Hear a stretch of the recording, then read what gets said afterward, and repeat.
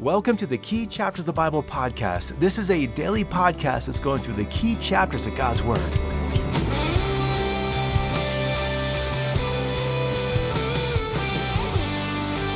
One of the greatest gifts that God has given to men and women is that of marriage. It is a holy, blessed, and wonderful gift. And yet it is also a gift that is under attack in our day and age, and it takes true spiritual work to have a home that is pure and perseveres. So today we're turning to 1 Corinthians chapter 7, a difficult chapter, but one which gives us several key principles for marriage. And so welcome to our daily podcast that's going through the key chapters of the Bible. My name is Russ Brewer. I am pastor of Wellington Community Church in Wellington, Colorado, and it is a pleasure to have you part of this study today. Now, as we work through 1 Corinthians chapter 7, the opening verses of this chapter deal with matters of marital intimacy. And so I'd like to warn families listening in that the next several minutes of today's podcast will be kind of PG, as in parental guidance suggested, and some of what we're going to be talking about may not be appropriate for little ears. So again, parental discretion is advised, and the PG section begins right now. And so as we start chapter 7, we're coming out of chapter 6, which was primarily focusing on sexual sin between unmarried people. Now as we go to chapter 7, Paul then turns our focus to sexual sin between married people. And it's interesting that the focus of the sexual sin in marriage is that of depriving one another. And so as we start with verses 1 and 2, Paul lays out the overall point that he's going to be making throughout this whole chapter. On the one hand, in verse 1, it is good for a man not to touch a woman. On the other hand, in verse 2, because this might be difficult for some people just to live by, it is also fine to get married. And so let's go into this chapter here, starting in verse 1. At verse 1, Paul says, "Now concerning the things about which you wrote, it is good for a man not to touch a woman." Now, as you look at this verse here, we need to pay careful attention to what Paul is and is not saying. Paul is not saying that it is not good for a man to touch a woman. That's not what verse 1 says. He is saying it is good if a person says, hey, I'm content with who I am as a single person. I'm not going to pursue marriage. And if a person can do that, that's good. But then by verse 2, Paul recognizes that many people will not be able to say this, and if that's the case, then those people should get married. Now notice how Paul characterized this marriage in verse 2. Paul uses the term own, as in his own wife or her own husband, and that points to the unique relationship created within the covenant of marriage. Marriage is a covenant between a man and a woman. It is a bond where a man and woman covenant together to be the only man or woman for their spouse. The man is agreeing to be this woman's one and only man, and this woman is agreeing to be the man's one and only woman. They enter into this covenant voluntarily with careful consideration of the implications of what that means, and so when they do get married, sex within this marriage covenant is right and holy. And that's why in verse 3 Paul says, the husband must fulfill his duty to his wife, and likewise the wife to her husband.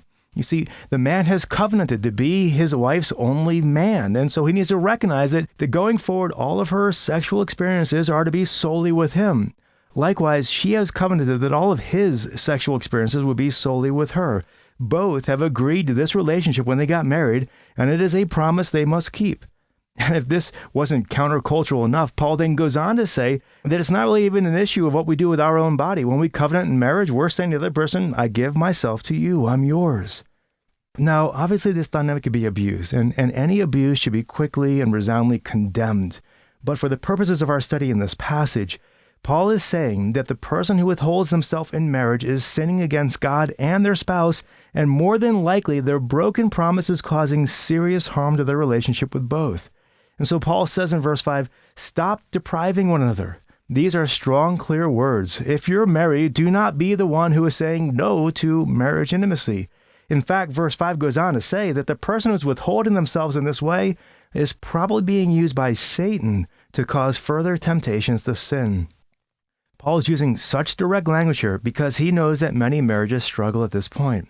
Tragically, Satan damages homes with people's impurity before marriage, and he damages homes with people's impurity after marriage. And so Paul wants to be clear. A couple might forego intimacy for a little while for things like fasting and prayer. You see that in verse 5, but it should be by agreement, and even then it should not be for very long. Now, we have to recognize that marriages may have difficult times and times of tensions and difficulty, but usually shutting down marriage intimacy only makes those problems worse. Now, that's the end for parents. That's the end of the PG section. Let's keep moving on because we've got a lot more to cover. Verses 6 and 7 keep this running theme of singlehood going on, just the high value of singlehood. We'll come back to this a couple more times as we go through this. For time's sake, let's drop to verse 8. Paul says in verse 8, "But I say to the unmarried and to the widows, it is good for them if they remain even as I." And so we need to recognize who Paul is addressing here. For one thing, he's talking to widows. That's the second part of this verse here, as in those whose husbands have died.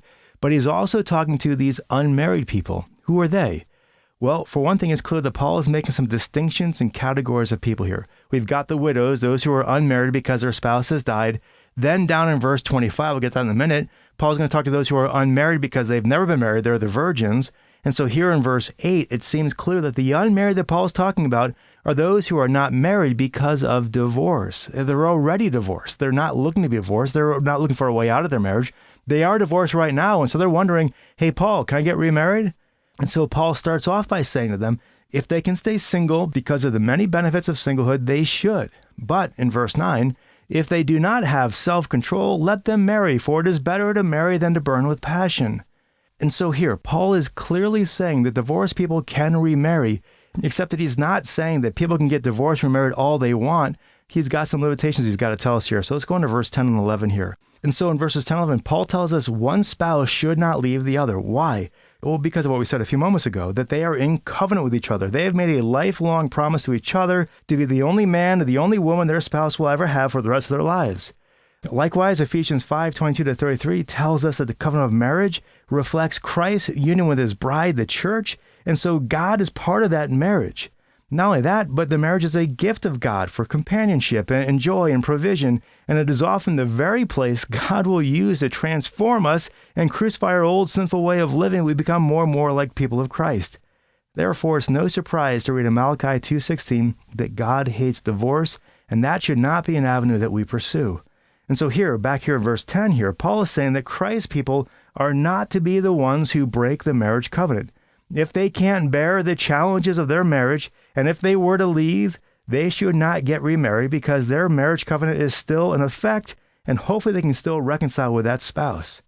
Now, at this point, we need to bring in Matthew 19:9, which gives us another factor to whether or not a person can divorce and get remarried. Jesus says in Matthew 19:9, "And I say to you, whoever divorces his wife except for immorality and marries another woman commits adultery." And so the basic gist here is the same. We are not permitted to divorce our spouse and remarry someone else. But in Matthew 19:9, Jesus does give an exception. That is, if the other person engages in immorality. Now, what's that? It's the Greek word porne that we were talking about yesterday in 1 Corinthians chapter 6. Typically, it's considered things at the level of adultery. And so the principle again is that marriage is a covenant. Christians are not to be the ones who break the covenant. And yet, if a spouse commits adultery, they have broken the covenant. Now, believers are not to be adulterers. We saw that yesterday in 1 Corinthians 6:9, where adulterers are those who will not inherit the kingdom of God. And yet, to tie all this together, if the marriage bonds are broken by adultery, then the remaining person is not bound to that covenant any longer. Well, how about if one spouse is a believer and one is not? Can the believing spouse initiate the divorce because the other spouse is not a believer? Paul answers that question in verses 12 and 13. Basically, the answer is no. If their spouse is content to stay married, then they must stay married. It's the same core principle. That person, even the believer, has made a covenant before God. God's a part of that marriage, and the believer is not to be the one who breaks the covenant.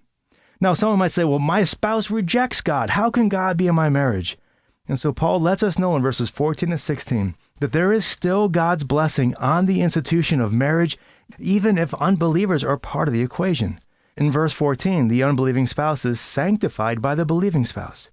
Now, what does that word sanctification mean? Two options. Option one, that the unbeliever is actually saved by virtue of the believing spouse. Now, not only would that be very bizarre theology, clearly in verse 16 indicates that that person's not saved, so that's not the case. Then option two, that marriage is still seen as holy in the eyes of God. That because of the believing spouse, God has a special love and care for that unbeliever, even their very children. I'm pretty sure that's what Paul is saying here, that marriage is sanctified as in it's a special, separate thing that God has recognized. And even if there's an unbelieving spouse, God still hears the prayers of the believer. He is still working in that home and that marriage in a special way. And out of his love and faithfulness to the believing spouse, he'll be working in that home and maybe even bringing about the salvation of that spouse. And so If you are married to an unbeliever, let this be a promise of hope to you. God hears your prayers. He is a part of your home. He has not abandoned you. He has not forsaken you. Be faithful as a godly spouse. Pray and fast for your spouse's salvation. Grow in your own walk with Christ in holiness, and let God work. I've seen many, many spouses finally come to Christ after a man or a woman faithfully serves Christ in their home, even as they serve their spouse. And so that's the gist of Paul's point in verse 16. Don't leave your spouse. You are in covenant with them, and you may even be part of their salvation. But here's the thing. As we go on to verse 15, if that unbelieving spouse is bent on leaving and breaking the covenant of marriage, then the believing spouse is not under bondage. That word bondage is pointing back to the nature of marriage. It is a covenant. It is a sacred union. It is a lifelong bond. But if an unbelieving spouse chooses to break that bond and leave, in that situation, the bond is indeed broken. And if that bond is broken, then the person who is left and who remains the believing spouse is not bound to that covenant of that marriage any longer, and thus they are free to remarry. And then that helps us to see that the only three permissible reasons for a Christian to remarry is 1, the death of their spouse. We see that over in verse 39. 2, the desertion of their spouse. We see that here in verse 15. And then adultery by their spouse. We saw that in Matthew 19:9. We're about halfway through this chapter. Not the easiest chapter to get through. We still have a lot more to go in this chapter, but not a whole lot of time left in this podcast. So I'm going to try to just summarize a lot of these principles as we go on through here. So let's just kind of quickly summarize. In verse 17 to 24, that discusses how our station in life comes from the Lord and that we should not seek to be in some radically different situation than where we are right now. Let's walk with God. Let's obey Him. If He gives us opportunities to change and improve, that's okay. But let's not make that our focus. Let's focus on Christ and His kingdom. Then in verses 25 to 31, Paul cites their present difficulties. We don't know what they are, but just the difficulties going on in Corinth. We could probably imagine just the Roman persecution, things like that. With those difficulties going on, it's probably best that they just stay as Paul, as in single. And as we've mentioned, Paul is just saying throughout this chapter, especially in verses 32 to 35, that singleness is filled with many wonderful blessings. And if a person can stay single, they should very much consider how to use their life to invest in Christ's kingdom. And then finally, in verses 36 to 38, Paul answers specific questions that an engaged couple might ask. Basically like, hey, Paul, we're engaged. We're not married yet. Should we break it off? Paul's answer is yes, if you won't burn with passion. I'm sure a lot of brides were happy with that answer, but he's basically saying if you won't burn in passion, yeah, go ahead, break it off. But if that's not an option, then you haven't sinned if you've gotten married. Now we should note in this set of verses here, if you're using the NASB, which is my favorite translation, the translators there took an interpretive step that I don't agree with. In verse 36, the NAS adds the word daughter to this passage, and it makes this passage saying that a father is not sure if he wants to give his daughter in marriage. I don't think that's what Paul is saying here. The ESV and the NIV and several other translations render this, I think, more accurately, speaking of an engaged couple, those who are betrothed. And so being betrothed back then, it was a big deal. They would last for a long time. And so Paul's even answering the questions that these kind of folks would have, that it's not bad to reconsider the arrangement. And if they can stay single, yeah, go ahead, call it off. But if not, go ahead and get married. Have a good time. You guys haven't sinned. Finally, then, verses 39 to 40, Paul speaks to the widows, saying that if their spouse has died, even though they were never formally released from their marriage covenant, death ended that covenant, and that woman is free now to remarry. So, that is a super fast run-through of a long, complex, and controversial chapter with many principles on marriage. Just to recap what we've talked about, a couple is to be pure in their marriage, which means maintaining appropriate levels of intimacy. To not be intimate is not holy and making that relationship vulnerable to Satan. When it comes to divorce and marriage, a marriage comprised of two believers are in covenant with one another, and therefore they are not to divorce. If one spouse does leave, the covenant is still in effect, and therefore they are not free to remarry. A marriage comprised of one believer and one unbeliever are also in covenant with one another. They have the Lord's blessings, and therefore they are also not to divorce. And yet if the unbelieving spouse does in fact leave, then the believing spouse is not obligated to that covenant any longer. In situations where the marriage covenant has been broken, the remaining spouse is free to remarry. And yet Paul advises that they consider the benefits of singlehood and pursue that if at all possible. If they can't, if they're going to burn, they can remarry.